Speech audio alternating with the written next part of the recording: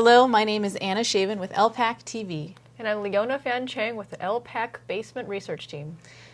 At the end of last week, the Congress appeased the Obama administration yet again, not just with a passage, but an overwhelming passage and support of the National Defense Authorization Act of 2012. Now, this is an act that is passed yearly. It's voted on to maintain the funding for the defense for the next year. What makes this one distinct is that the Obama administration, as verified by Senator Carl Levin in testimony, they insisted that protections guaranteed to the American citizens by the Constitution be removed in order to get them to sign on to it. Mm-hmm. These are protections like due process, right to a fair trial, the right to not be indefinitely detained or incarcerated, of the worst types of stories that we've heard from Guantanamo Bay over the last 10 years. Now, this is very dangerous to American citizens. Obviously, it's very scary. We are now the targets for the same types of black ops which have really defined the last 10 years since the War on Terror. And increasingly over the past months. Right, with the targeted assassinations. Now, if people are trying to brush this off, which I really don't think they are, I think people are taking this pretty seriously, that would be even more dangerous. But this whole situation gets to a very important problem that we are facing inside the American population globally, but the concentration of it is in the United States. And that is that we are facing fascism. Mm-hmm. And everyone today, in respect to this bill, except for the military leadership, some of the military leadership, is reacting to the act, to the Section 1031 in the Defense Act, from the standpoint of just what's in the act, the immediate threats. Now, what Mr. LaRouche is doing and what we're doing is actually different. And that is that he's making the point that the act is the next step by the Obama administration in a buildup to a thermonuclear world war. And he's warned about this happening between Christmas and the New Year. And that is how I want to open up today's show. We have two members of the new presidency slate, Diane Sare, representing Northern New Jersey. Hello. Hello, Diane. And Rachel Brown, representing the 4th District of Massachusetts. Hi. Now, Mr. LaRouche is doing something very specific, which no one else is doing, like I mentioned, and that is he is identifying the threat of this current Defense Authorization Act, this passage, from the standpoint of the future and not the present.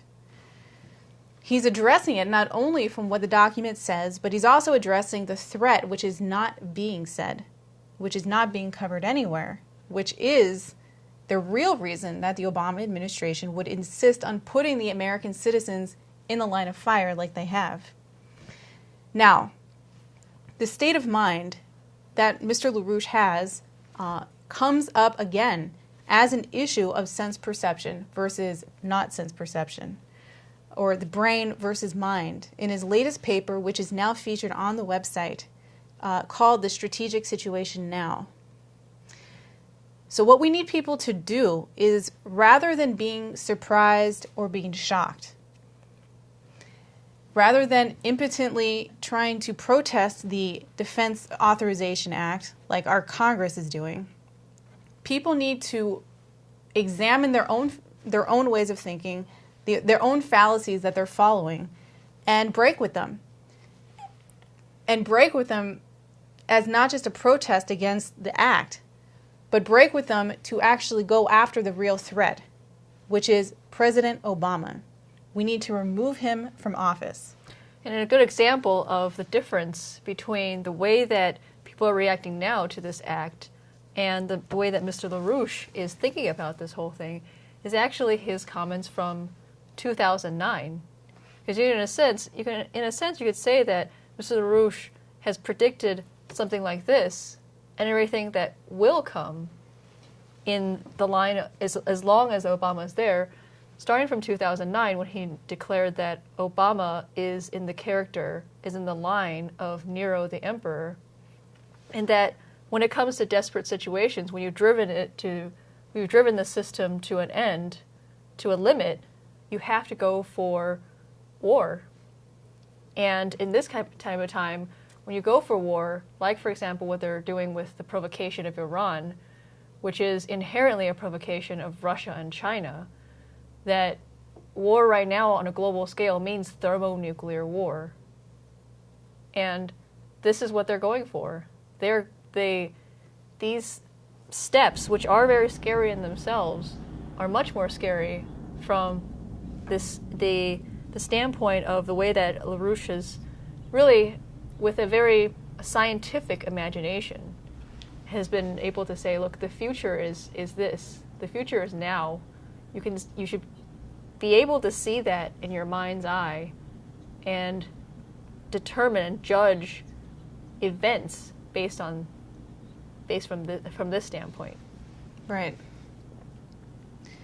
Well, with that, we'd like to open up the show. Diane, do you have anything to say on this? Yeah, absolutely. People who are on the website may see that I posted yesterday on the blogs a short statement called Wachet auf, or wake up. And it is because of this extreme danger. And the thing that is really something, if you go out in the street in the United States and organize, the fact that we're on the brink of thermonuclear World War III is not presented in the American news media. So you're talking to people who don't particularly have a sense that this is precisely what will happen, although I would say most people seem to have an intuition. They have a gut sense that something is horribly wrong. And what I wrote in there is about people who say to us that the mustache on Obama is over the top. And if they stick around to discuss anything, ask them, don't they think it would have been better to stop Hitler? Because what they say is, well, where are all the dead people? Who has Obama killed? Where are the 6 million Jews? And I ask, well, do you think Hitler should have been stopped before he killed 6 million Jews? Wouldn't that have been better? And why was he not stopped? And the reason that Hitler was not stopped was exactly the reason why people today say that the Obama mustache is over the top, because they are not thinking, they're not seeing in what you could call your mind's eye the directionality, the intent, which has been expressed by Obama even before he came into the office, the very way that they, bludgeoned the Hillary Clinton delegates out of the convention, and, the entire trajectory has been one of fascism and dictatorship. And because the Euro system is now disintegrating and they want to do another bailout, they can't figure out how to get the money. So the British have no recourse. They have to go to war. And that's what's unfolding. And if people were able to think straight, they would see it. So this question of sense perception is exactly the issue that we're facing every day in the organizing. Yes, and he gives a good analogy, I think, which is maybe commonly thought of, but actually gets very deeply to the point. And he gives the analogy of footsteps, or footprints. You can see a footprint, or a series of footprints, but you can't see the foot that's generating these footprints. And he says, essentially, these footprints are like what you see with your sense perceptions. You don't actually see with your sense perceptions anything that's going on. You're seeing a shadow of what's causing that action, of what's causing the results, the end result which you sense. That tells you nothing about the cause. So this you can look at several different ways. I mean, one in the ways that Diane was bringing up, just politically, the fact that we have these various events going on around the world, and people want to react to them like they're individual events. They say, well, Ahmadinejad is nuts. Can you say this guy is not nuts? Or, can you say that we shouldn't get rid of a dictator? But the issue has nothing to do with an isolated event, but the intention to create a war which would depopulate the planet. and they're looking for the British Empire is looking for any different way they can to create that war. But there's a driving intention. The cause of the footprints is the empire. And what we can do instead, what we have to do is to awaken in the population that higher sense of creativity, which can look into causes.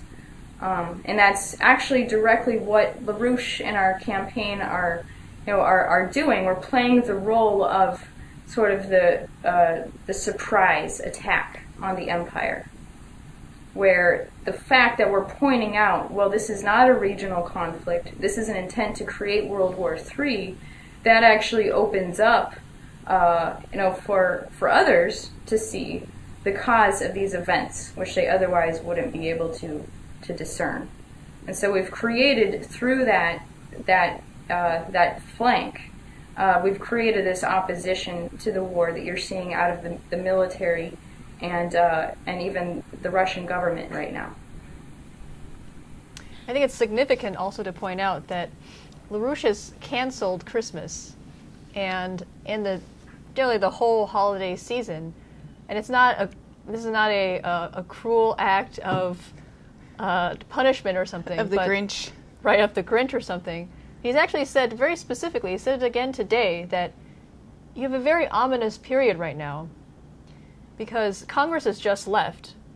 Congress has just left their seats, and it seems very calm right now. And we compared it to was the calm before the storm, because this is the perfect moment. And he actually also mentioned that the Russians have a New Year's coming up as well. But you have this period, which is a false calm, and it's the perfect time to strike. It's the perfect time for a desperate empire to launch a strike. But this is one of those examples where there's no, if you were to try to deduce the proof, if somebody asked you to try to show me where the war is, by the time you can show them where the war is, we're already in war and dead.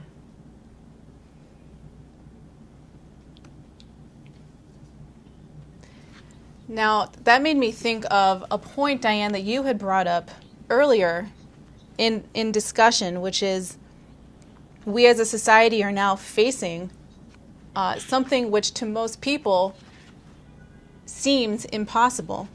I think most people don't see how they as individuals are connected to a process of impeachment or a process of something which is seemingly so large as removing the American president. Most people think in terms of election cycles. Every 4 years, or alternately for the Congress, we go and we vote, and that's how we are political and express our desires for the country. It's a funny thing because people can't think straight. And I was thinking of a conversation that Mr. LaRouche had with the six of us, where he said when you're organizing people, what you're trying to do is you want to hear what they're saying, but not really what they're saying. You want to hear what they're thinking. And to give you an example is people say, well, how are you going to get them out? And on the surface of that, what it sounds like they want is a mechanistic Newtonian description. We are going to circulate a petition and get 93 million signatures, and then Congressman so-and-so will introduce articles of impeachment, and you give them, and if you gave them such a thing, they would say, well, that's ridiculous, that's not going to work. Because people actually know in their mind that doesn't work. But our society is all based on sense perception, and there's a real culture of mechanistic thinking. And as you were talking, it actually struck me, one of our collaborators in New Jersey who passed away some years ago was someone who worked on the space program. And he described his work that you would say by such and such a date, we're going to have this capability. By this date, we're going to have this. But there would be gaps in the flow chart because the technology to get to the particular point did not exist. So you would have an intent that you were going to create the ability to land on the moon, but you didn't have the steps in between. And I think, Kennedy really was the last president who had a sense of future when he talks about the dams, when he talks about the water projects, the infrastructure and the space program, that he had clearly an imagination. He had an image in his mind of where the nation was going to be, what the population density would be, what energy consumption would be, and that was in his mind's eye that he was preparing for. And when you think that way, then you have a sense of a dynamic of how things are accomplished, which is not a linear pairwise interaction mechanism. And it definitely is a problem that we are now, 2 generations removed from having ever had a productive economy. It literally does mean that people don't know how to think, although since the mind is creative, that's the paradoxical thing. Because as I said, if they ask you a question which sounds like they want a mechanistic answer, but if you tell them something mechanistic, they know it doesn't work. So it is quite an interesting challenge to actually be able to express to people a truthful concept of principle. But it does resonate when you do it. Right, you said that the better response than a better response than to go through the steps for them is to say, well, if we don't get them out, we're doomed. Exactly. That's right. You have no choice. And that's why people fight. That's why they do things. I mean, because the failure of doing it is something completely unacceptable. So you say, it doesn't matter. I'm going to figure out this has to be done. And that is exactly the point. And when they see that this has to be done, they don't care about every detail, because how can you know the details? If you knew before a war was fought what you were going to do to win the war, well, then you wouldn't have to fight the war. So absolutely. It's the question of necessity and people getting that.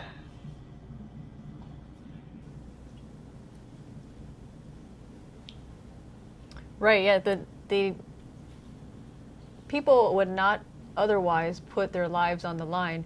I think this is also the reason that Mr. LaRouche has brought up this question of identity into this discussion right now.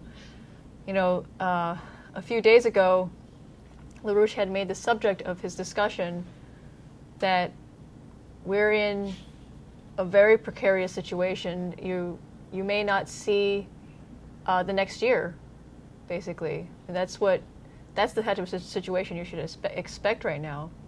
In the midst of that, he says, that's why the question of your identity is so important. And there was a couple of aspects that he had brought up.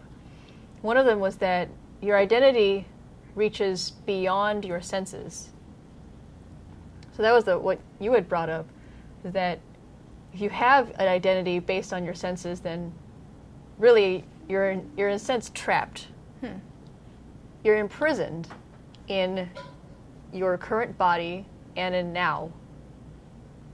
And then the other aspect, so the second step then to identity is a different type of identity, a higher identity, is your relationship to society. Not only society of now, but the society of all of mankind. So of the nation at the least, the world, and then future and past. And then the next step then would be your identity in relation to the universe.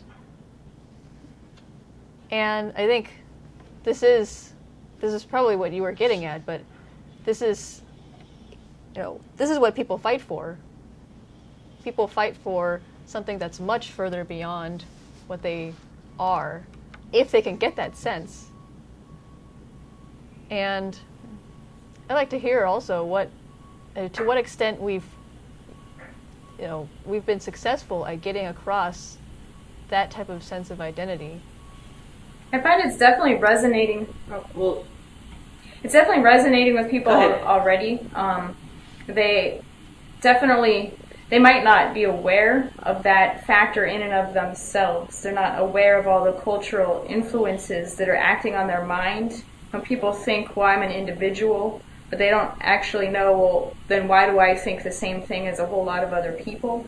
And there are these different influences, long and short-term cultural influences that shape someone's thinking that they're not really aware of. So, in one sense, a person's reaction, which is their immediate reaction, well, two things. One is sometimes it's just purely sensual or emotional, and then it really has no connection to mind or thought. And unfortunately, right now we have a problem with that because people don't have an association consciously with anything bigger than themselves and their immediate existence. So you do get that where people respond and they're not really consciously aware of what it is that they're doing. But what we're finding is that if you point out to them, like Diane said, something bigger, then they actually identify with that at the same time. They say, "But yes, I am angry about NASA. NASA is what we represent. Yes, we did, fight for something in this country. We weren't always like this. There's a principle. I'm an American. There's these different things that they resonate with. If they see it in someone else. So what we're finding is as long as we embody that, that's actually communicating it, even without explaining it to them what it is that they're responding to. Well, there was a really good example of that this past week, which I was really surprised by, and I guess maybe I shouldn't have been surprised, which was a meeting in northern New Jersey of Democratic convention want to be delegates, because of course they get elected, and all the delegates are supposed to be for Obama. And I thought, since this is the area of the state where I'm going to be running, that I should go and talk to these delegates about impeaching Obama and why would they want to destroy the Democratic Party and civilization by supporting this guy.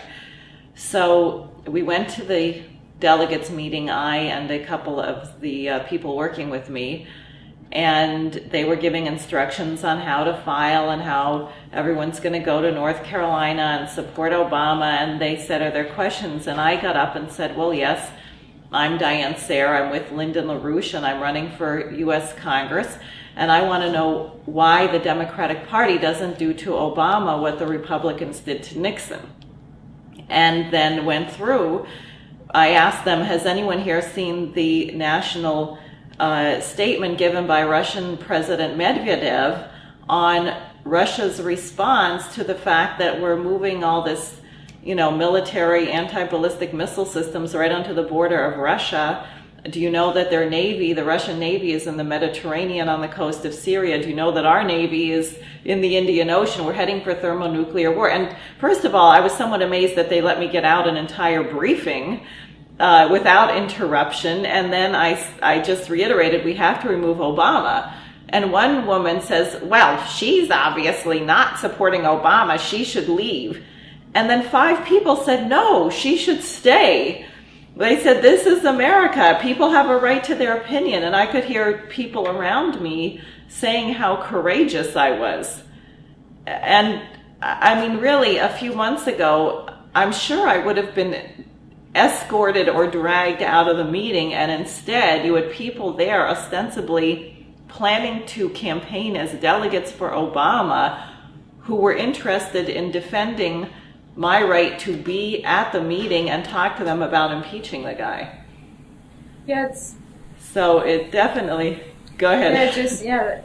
We're finding that as well when we go to events in Boston, labor events, the State House, we're saying what we're saying. We've got the mustache on Obama, and we're finding that no one will kick us out anymore either, which is interesting because they're completely afraid that what we say is true, but they know that we have to say it because if we don't, then no one else will.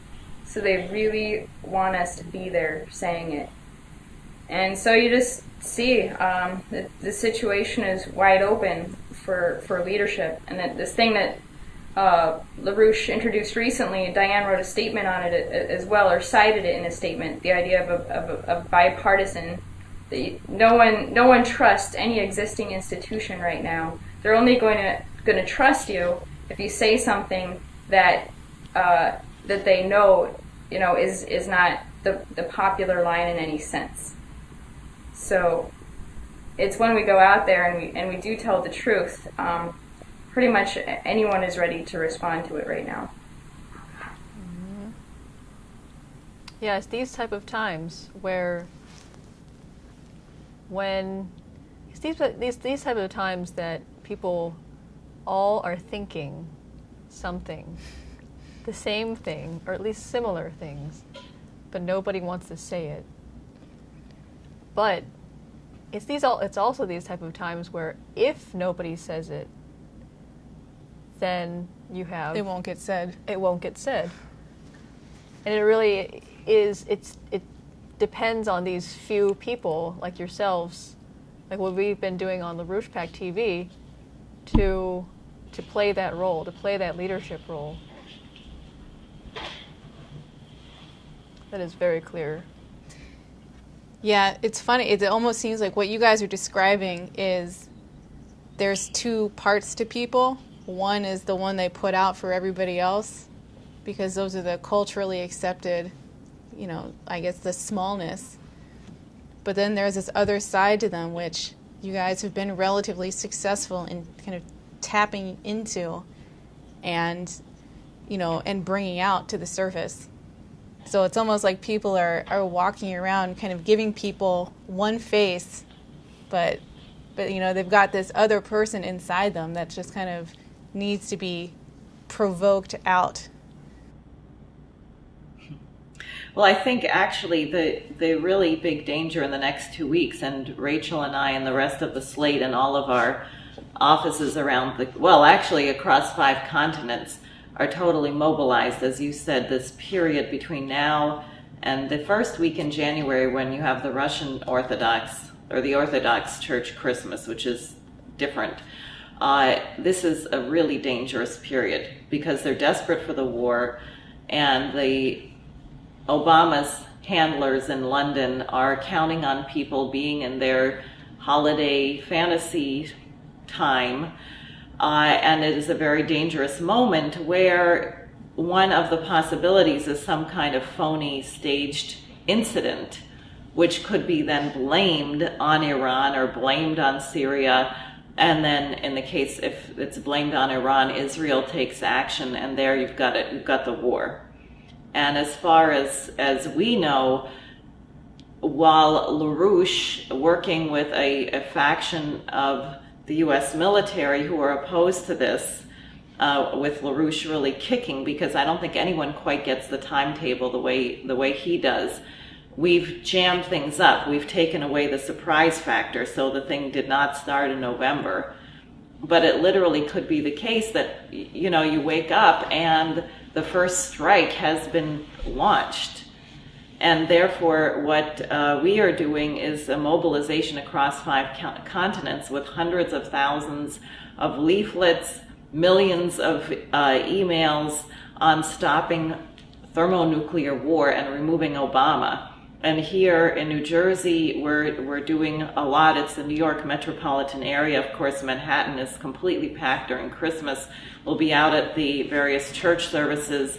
We had today a very effective field deployment in Sheepshead Bay, which people may know is a largely Russian-American community, and just had a record number of people signing up and contributing. So people are ready to be woken up. We just have to grow really quickly and urge everybody who is around us to take action similarly and use the material that's on our website. That's an excellent point. So thank you for joining us. Make sure that you contribute to our site, contribute to our campaigns, and stay tuned.